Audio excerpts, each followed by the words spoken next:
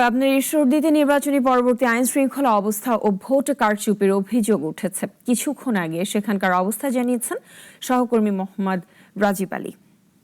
ব্যাপক কড়া নিরাপত্তা উৎসাহ উদ্দীপনার মধ্যে শেষ হয়েছে ত্রয়োদশ জাতীয় সংসদ নির্বাচন পরবর্তীতে ঈশ্বরদীতে কিন্তু আইন শৃঙ্খলা পরিস্থিতি টানটান উত্তেজনা বিরাজমান করছে। তো নির্বাচন পরবর্তীতে কিন্তু ধানের শীষের যে প্রার্থী রয়েছেন জেলা বিএনপির আহ্বায়ক হাবিবুর রহমান হাবিব একটি অভিযোগ নিয়ে এসেছে কিন্তু ভোট কারচুপির অভিযোগ। তো ভোট কারচুপির অভিযোগে গতকালকে কিন্তু জেলা প্রশাসকের কার্যালয়ে কিন্তু বিএনপি সমর্থিত নেতাকর্মীরা কিন্তু ঘেরাও করছিল এবং বিভিন্ন এই সময় কিন্তু বিভিন্ন স্লোগানের মাধ্যমে তারা কিন্তু পরিবেশকে মুখরিত করে রেখেছিল। তো এরই পরিপ্রেক্ষিতে আমরা একটা বিষয় গতকালকে লক্ষ্য করেছি। আইন শৃঙ্খলার ব্যাপক পরিস্থিতি কিন্তু এখানে আইন শৃঙ্খলার ব্যাপক সেনা সদস্য কিন্তু এখানে মোতায়েন ছিল যাতে অপ্রীতিকর ঘটনা না ঘটে। তো এই সময় কিন্তু রিটার্নিং কর্মকর্তা যিনি রয়েছে তার সঙ্গে কিন্তু কথা হয়েছে।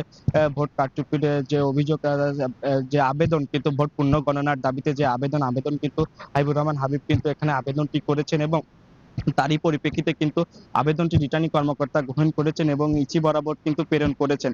তো আমাদেরকে যেমনটা জানিয়েছেন আমাদের কিন্তু হাবিবুর রহমান হাবিবের সঙ্গে কথা হয়েছে। এই আসনটি পাবনা ৪ আসনটি মূলত ঈশ্বরদী আটঘরিয়া নিয়ে কিন্তু গঠিত। তো ঈশ্বরদীতে শুধু ৬,৪০৩ টি ভোট কিন্তু বাতিল হিসেবে গণ্য করা হয়েছে। তারই পরিপ্রেক্ষিতে কিন্তু তিনি বারবার বলতেছেন কিন্তু ভোটটা কারচুপি হয়েছে। তো একটি বিষয় কিন্তু আমরা ভোটের দিনকে যে বিষয়টি লক্ষ্য করেছি কিন্তু সারাদিন কিন্তু ব্যাপক উৎসব উদ্দীপনার মধ্যে ভোট হয়েছে। ভোটের সময় কিন্তু কোনো অপ্রীতিকর বড় ধরনের কোনো ঘটনা ঘটেনি।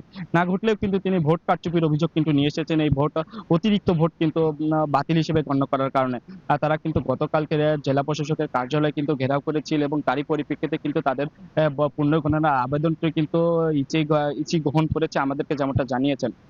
একটি বিষয় জানিয়ে রাখি, এ এ এখানে কিন্তু দাঁড়িপাল্লার যে প্রার্থী, দাঁড়িপাল্লার প্রার্থী কিন্তু বিজয়ী হয়েছে। তার পরবর্তীতে কিন্তু বা বিএনপির যে নির্বাচনী অফিসগুলা ছিল, বিএনপির যে সমর্থক ছিল, কর্মী সমর্থক তাদের বাসাতে কিন্তু ভাঙচুরের অভিযোগ এসেছে।